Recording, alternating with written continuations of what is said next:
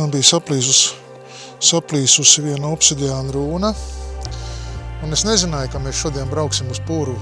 Mēs braucām uz šo pusi, man kaut kas pateica, paņem to saplīsušo rūnu līdzi, un tu varēsi viņu atdot dabai. Un es domāju, mēs droši vien kā aizbrauksim pie kaut kādas ūdenskrātuves vai kaut kur. Un pa ceļam mēs ieraudzījām šito Pūruvu, šito tīreli. Un tagad es viņu došu Pūruvam.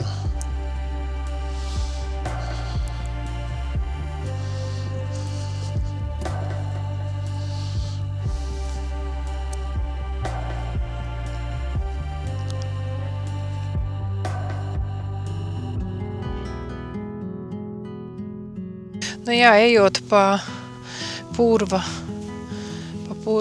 šo te taku, sajūtas te ir tādas enerģijas šeit ir tādas kā kapos, klusi, mierīgi, prāts mierīgs, tāds sajūta kā atbrīvojamies, ka es atbrīvojos no visa liekā, un tā jau tas arī ir, jo kapos ir viss tas, kas, negluži liekais, jā, bet, viss izdzīvojušais, tā enerģijās runājot, jā.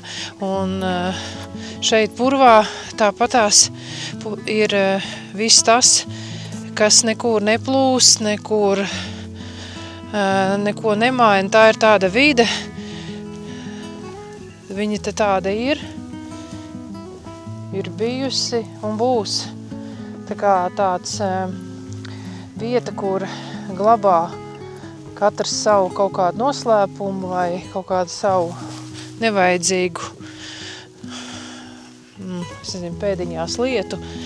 Un tad tāpēc ir šī sajūta, ka te ir klusi un mierīgi, jo te var atnākt pasēdēt un padomāt par saviem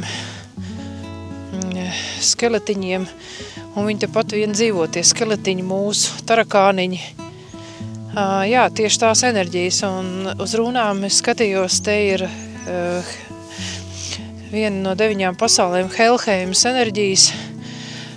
Skatījos, kā es parasti saku, krustām un šķērsām, kā gribi, tā skaties Helheimas un viss, bet tās nav kapu enerģijas, tās nav mirušo pasaules, jo Helheims mirušo pasauli, tās nav mirušās pasaules enerģijas šeit. Te var nākt taisīt rituālus un rituālus tādas uz to, kas vairāk nav vajadzīgs, izvilkt no sev sārā un atdot Purvam. Protams, pirms tam ir jārunā ar Purva gariem, vai viņi ņems to pretī. Neesmu tam, jutusi, ka neņem pretī, bet ir vienalga jāprasa atļauju, jāparunā, jo,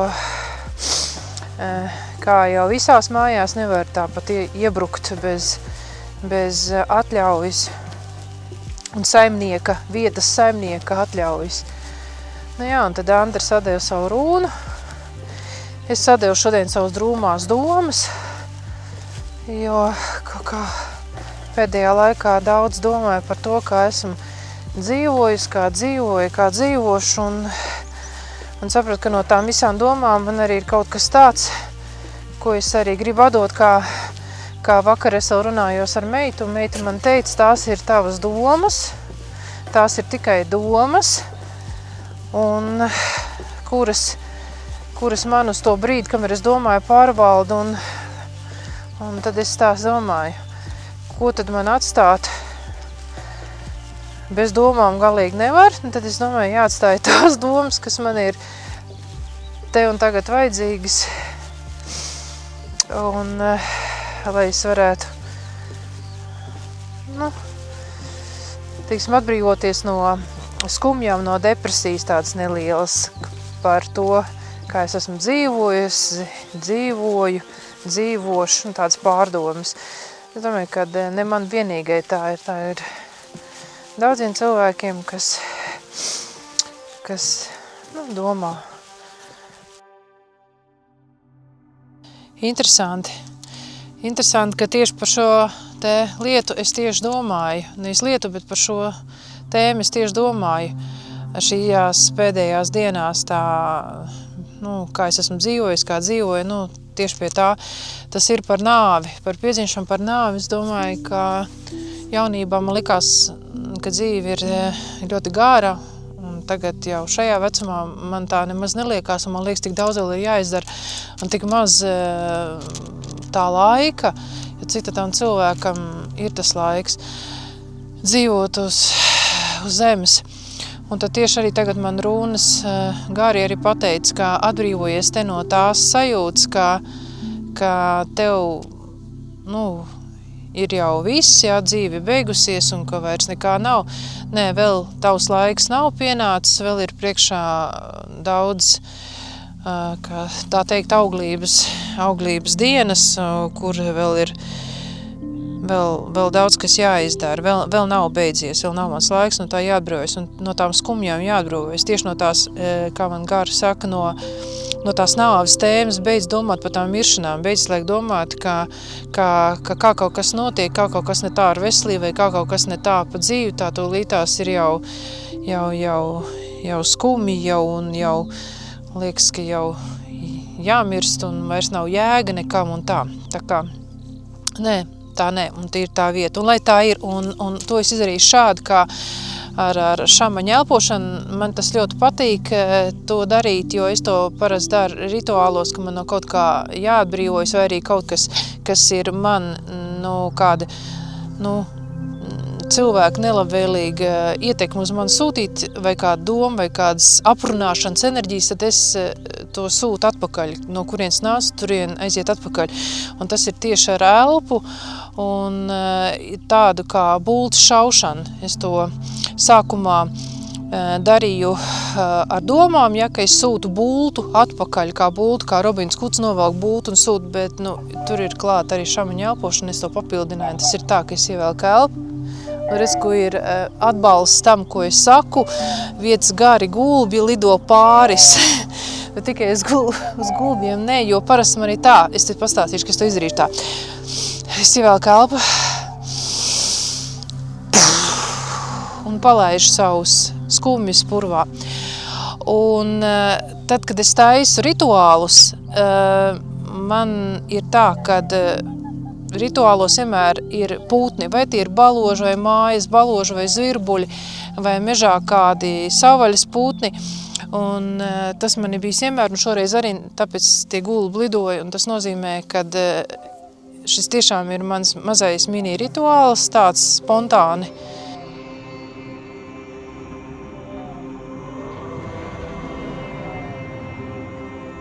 Un tad, kad lidoja tur tie gulbi, tev tur garām, tā es atcerējos klajā pūru spīganu, ko atsūtīja to savu pūru gulbis.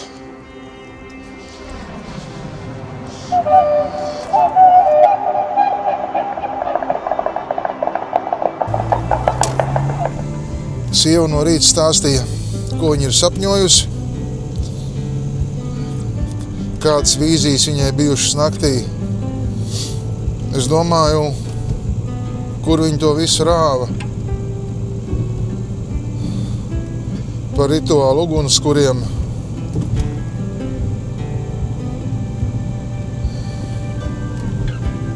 Jā, tur viņai galvenā vīzija bija kaut kas par rituālu ugunskura. Un pēc tam, pie brokastu galda, es atcerējos, ko es redzēju. Un tas bija vēl interesantāk. Par ļoti lielu šamaņa bungu, par jūru, par vētru, par kuģiem, par velkoni, kurš kaut ko vilka, par izdegušām borta ugunīm kuģim, kuras vētrā nedrīkstēja mainīt dēļ stiprā vēja, un par milzīgu šamaņu bungu, kuru man rādīja bijušais armijas biedrs Romas, kuru mēs saucām par fāzi. Lietuvietis tāds tagad ņemās Lietuvā kaut ko ar pagānismu. Un viņš man demonstrēja savu bungu, tādu milzīgu, turpat vai manā augumā, garu kā vairogu. Un es to bungu skatījos un domāju, ka tāda arī man derētu, kad tikai kur lai dabūnu tik lielu ādu, tik lielu dzīvnieku ar tik lielu ādu, ka tur ir vajadzīgs maktenis briedis.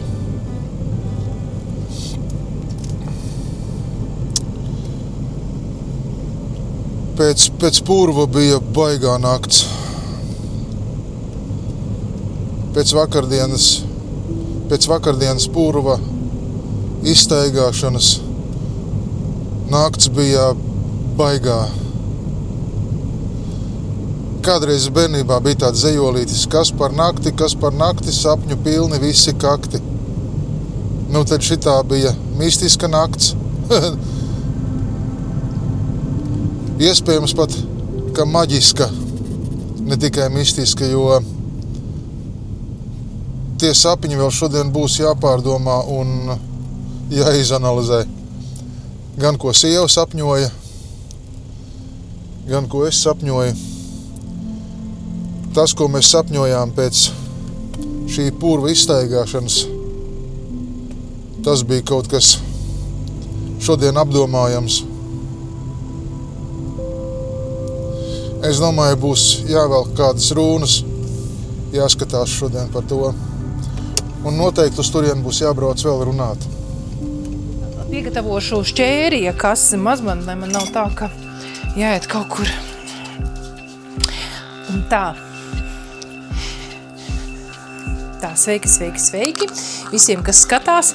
Šodien beidzot man ir priecīgs notikums, man ir atnākušas manas kārtis, ilgi ceļojušās pa pakumātiem, jo mazliet tur notika tādas kļūdas, bet visam tam tā jābūt, nekas tāpat vien nenotiek, jo beidzot man ir. Tātad, man ir Lenormand kārtis, mācos jaunus kursus. Brīžiem man liekas, kas tur ko mācīties, ir visās mācībās ir kaut kas, ko var un ko vajag. Tā, taisu vaļā. Es pat negribu tārkšķēt, negribu runāt, es ātri gribu attaisīt. Tikai mazliet ir piebilst, kā pirms tam man ir psiholoģis Ineses Priselkovas 7 saules kārtes, ne tikai rūnas un orākuli. Ļoti labi viņas palīdz, ja ir panikas lēkmes un citi uztraukumi un tā tālāk. Es neesmu psihologs, bet lieliska pieredze man ir pašai, jo es pati esmu ļoti liels empāts un par katru nieku uztraucos, un man lieliski palīdz, un esmu arī palīdzējusi meitām un citiem, bet ne par to tagad. Galvenais, ka ir tas stāsts, kad man ir arī, kā es saku, kārtis vieglākas, maigākas, lai vieglāk saprast, jo ne visi cilvēki var rūnas izprast un caur sevi izlaist, jo tur ir vajadzīgs tāds kā, kodols. Bet, ja mēs gribam tikai parunāt un nomierināties un tā kā redzēt gaismu perspektīvā, ja, tad tas ir ideāls kāršu kavas. Un tad man ir vēl vienas kārtis, ļoti mīļas, kuras sen apakaļ. Es nopirku kādus 3 gadus atpakaļ. Tās ir metaforiskās, asociatīvās kārtis, kā pārvarēt bailes. Fantastiskas kārtis ar tādu, saka, kartiņas. Lieliska tehnika ir, te viss ir aprakstīts, kā viņam strādāt mājas apstākļos, bet, protams, ka es strādāju, kā maks, jā, man jau patīk jau dziļāk jau paskatīties, un es redzu enerģētisko lauku, informatīvo lauku, kuru man vēl pievieno klāt pie bildītēm, ne tikai tā kā pareizi psiholoģiski, ja tas būtu jāizvērtē, un te veidojas lielāks stāsts un lielāka tā aina. Un šodien tad man ir 3. Lenormands. Lenormands negluži nav tīri psihologi instruments, tas ir arī maģijas instruments, bet tagad ne par to vēsturi, to es varu pasīties internetā, taisu vaļā. Ataisīju. Es speciāli visu dienu viņas turēju, kamēr Andris atnāks un varēs filmēt, jo citādāk, ja es filmētu vēl kārtas, es nevarētu to savienot. Un tā, taisam vaļā. Tas ir tāds maģiskais vēl viens bērns. Visas kārtas man ir kā bērni ar dzīvām enerģijām un taisam vaļā. Jā, kārtīts mazliet ir papīrs, skaistais papīrīts ir no pietura punkti. Kārtas ir no Kristīnas Artimovičs. Un te mums iekšā ir, kas mums te ir? Jā, kārtīts kā izbārstīts, viss ir pildspalviņa, pieturpunkti, tas ir prezentiņš, ļoti mīļš, ļoti jauki, jā.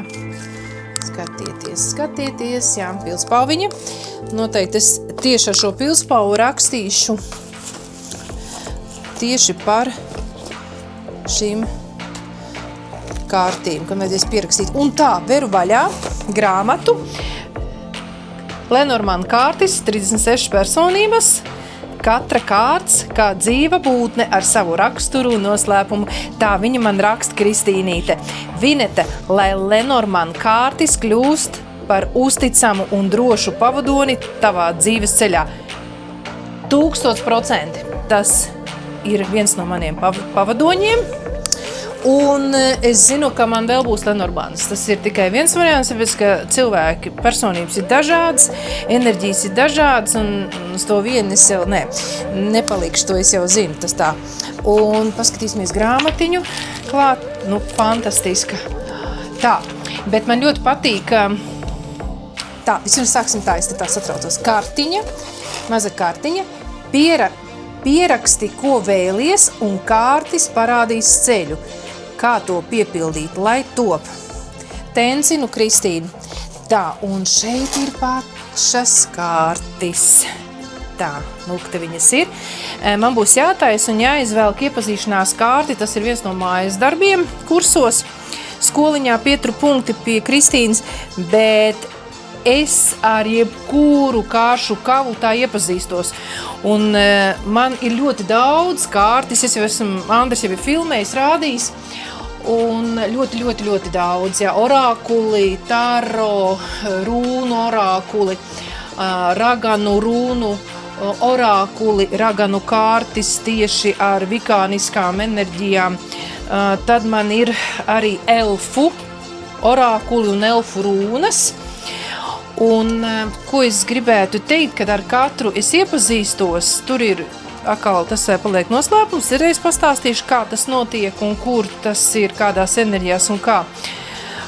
Bet es gribēju pateikt to, ka man ir gadījies katra kāršu kava, kā ar mani iepazīstās un ko man sākumā es pierakstīju kladē, tā saucamā ēnu grāmatiņa, fantastiskā man ir šāda.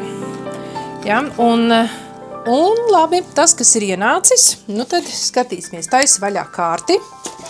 Ja Kristīna skatās šo video, tad arī viņiem būs noteikti interesanti. Ko tad man pateiks? Ceru, ka man nepateiks. Ja, tvari. Labdien, tvari. Jā, bet es neapvainotos, tāpēc, kad neviens nav ideāls un neviens nav perfekts. Galvenais ir nemelot un godīgi pateikt, jā, tas ir tas, kas manī ne tā.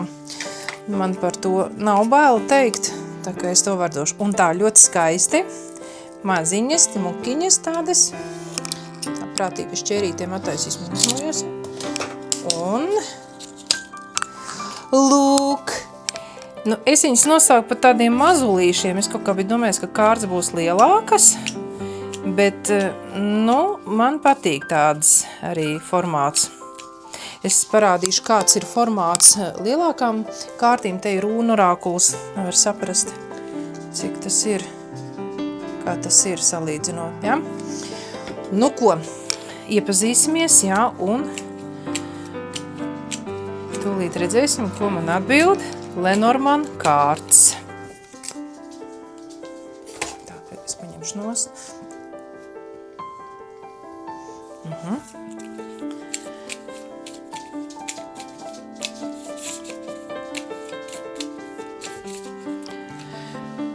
Nu ko?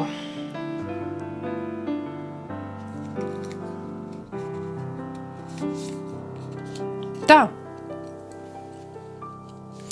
Un tā ir 4. kārts, numur 4, māja. Atslēgas vārdi dzīvoklis, mājas, nekustamais īpašums, ģimene, dzimtene, dzīves pamati, drošība, māte, nekustamais īpašums, ģermenis, mājas, lapa, ērtības, un tā ir pozitīvā kārts, jā. Es nezinu, man nav ko piebilst. Pirmām kārtām, šis orākuls ir, jā, man maģiskā ģimene, laipni lūgt manā maģiskajā ģimenē. Tad ar kārtīm, orākuliem, runiem es tiešām jūtos starp savējiem, un tas nav nenodarbošanās, tā esmu es, tā ir man dzīve. Tas ir tā kā viens vesels, man neatdalās, man nav tāds kaut kāds, kad, nu, es tur tagad aiziešu, to padarīšu, vai tagad nevar skatīties, šodien nav īstā diena. Nē, tas ir, viss ir dzīves. Kas vēl? Ko vēl es varu pateikt? Interesanti, ka tas patiešām ir ļoti orākuliski zīmīgi, jo mums patiešām ir vajadzīga savu māju vieta.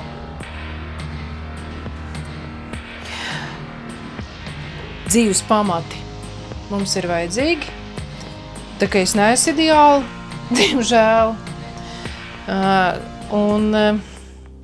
Ko vēl? Ķermenis rakstīts, atslēgas vārdos ķermenis. Un, protams, tas ir ķermenis, tas ir tas vārds templis. Man liekas, ka tāds, nu visi to sauc tā, templis, jā, ķermenis, bet tas ir tas, kurā dzīvo, dvēseli, tas ir mūsu, tas apģērbs dvēselē, un tāpēc man liekas, ka tas ir tā kā viens vesels. Tā kā daļa no manas dvēseles, kaut kas no iepriekšējām dzīvēm un tagadnes tā kā atnāca un nāca. Es jau aprakstīju, ja, kad es redzēju vīziju 2 gadus atpakaļ kārti kuģis, un es vēl pat domāju, vai tā ir kārts, vai tas nav kaut kāds zīmējums. Naktī miegā pēkšņi uzreiz stāv, un tur liela kārta tāda rokās, un tur tāds liels kuģis burinieks pa viļņiem. Es jau mēģināju meklēt līdzīgas bildes, un tad es skatos, ka tas bija Lenormand, un es domāju, nē, man vēl nevajag, man ir viss kaut kā daudz, un viss kaut kas jādara, un arī ir arī ikdiena, jābūt ir te un tagad, jā, astrālā vien nē.